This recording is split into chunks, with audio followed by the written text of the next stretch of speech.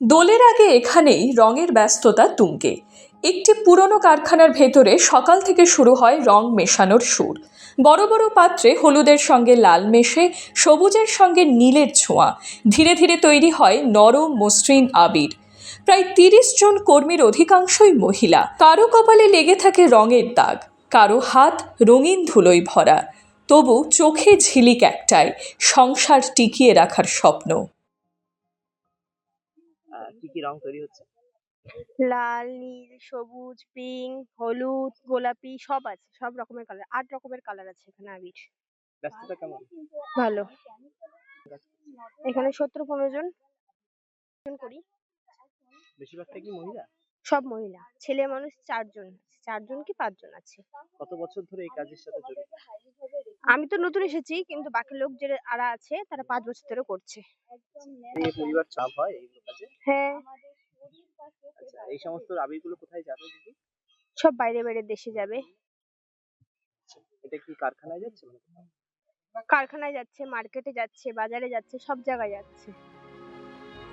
এই আবিরে নেই ক্ষতিকর রাসায়নিক।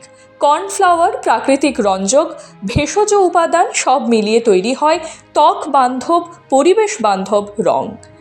রোদে শুকোতে দেওয়া আবিরের শাড়ি যেন এক টুকরো রামধনু মাটিতে নেমে এসেছে।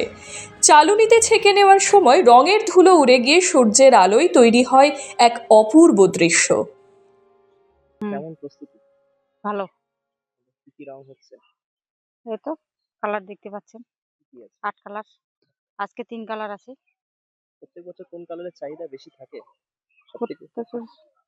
সে ওটা বলতে পারবো না, কিন্তু ৮ কালার হয়।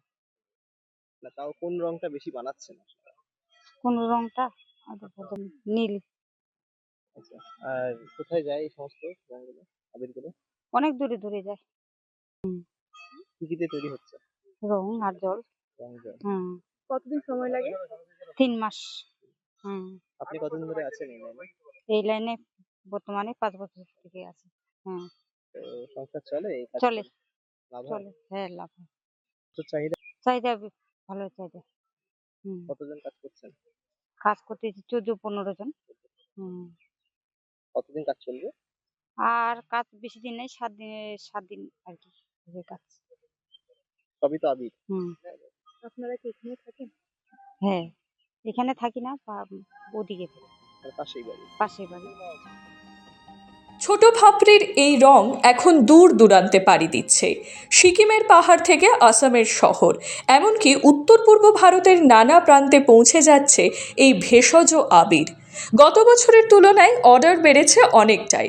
নিরাপদ রঙের চাহিদায় বাড়িয়ে দিয়েছে এই ছোট কারখানার কদর। দোলের আগে তাই ছোট ভাপড়ি আজ রঙের এক উৎসব মঞ্চ। শিলিগুড়ি থেকে সৃজা সরকারের রিপোর্ট, এক্সপ্রেস নিউজ।